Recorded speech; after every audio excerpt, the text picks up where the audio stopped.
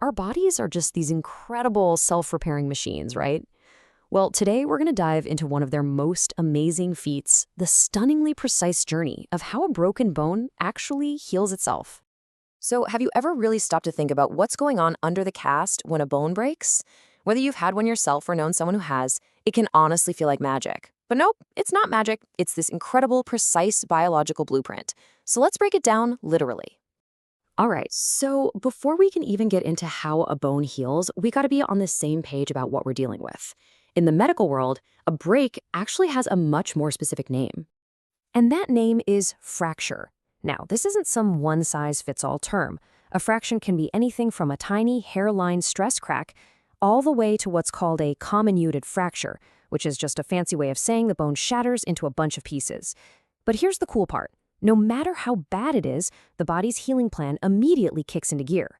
Okay, so the very second a bone breaks, your body sounds the alarm. Seriously, it's like a five-alarm fire. It treats this as a huge emergency, and an elite team of first responders is dispatched instantly. And this emergency response is just so organized, it's wild. First up, a process called hemostasis. Basically, blood vessels clamp down to stop the bleeding, and this clot forms right at the break. Think of it like a crucial first patch. Then, right after that, the inflammation stage begins. This is when the immune system's cleanup crew shows up to clear out all the germs and broken bits.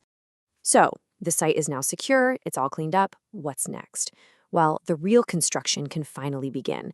The body can't just leave that blood clot there forever, right? It needs to build a proper, solid bridge to reconnect the two ends of the bone. And this is where the construction crew comes in. First on the scene are these amazing cells called chondroblasts. Their whole job is to build a temporary, flexible framework. It's kind of like the scaffolding you'd see on a building site. Now, this whole bridge building thing happens in two main stages. That initial cartilage framework, that's called a soft callus. It's a great start, but it's not nearly strong enough for the long haul. So a new team of specialists shows up. These are the osteoblasts, and they start depositing hard minerals like calcium, transforming that soft callus into a hard callus. This is the real deal, the strong, bony bridge that truly reconnects the fracture.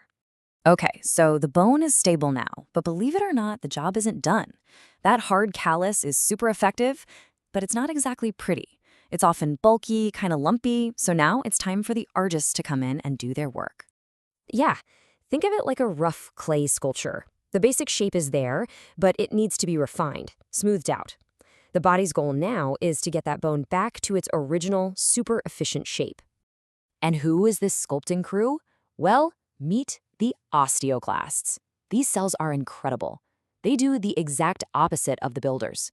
Their whole job is to carefully break down and reabsorb all that extra bone from the hard callus. They're literally carving it away until it's perfectly smooth. And this is actually the longest part of the whole healing process. This meticulous sculpting can take several months to finish up. And even with all that hard work, sometimes a small, subtle bump might be left behind at the site of the break. Just a little reminder of the incredible repair job that went on inside you. So let's recap.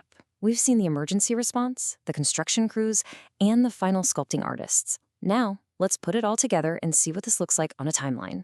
When you lay it all out like this, you can really appreciate just how epic this process is. Within hours, you've got that emergency blood clot. Over a few days, the cleanup crew gets to work. Then, for weeks, the bridge building is in full swing.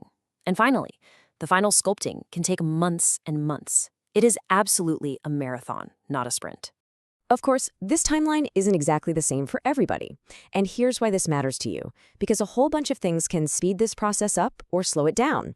Things like your age, your overall health, but also, and this is important, things you can actually control, like eating a healthy diet, getting the right kind of exercise, and, actually listening to your doctor's advice. All right, before we wrap this up, I want to leave you with just a number. Take a look at it for a second. 54. What in the world could that be about? 54. That is the number of bones just in your hand and wrist combined. Think about that. Out of 206 bones in your entire adult body, over a quarter of them are packed into that tiny area. It's just an amazing little fact that shows you how incredibly intricate our skeletal system really is. And that brings us to our final thought for today. Our bones can literally rebuild themselves after catastrophic breaks. So, what does this tell us about the hidden potential for resilience that's inside all of our bodies? It really makes you wonder, what other amazing abilities for self repair are just hiding in there, waiting for the right moment to get to work? Something to chew on. Thanks so much for joining me.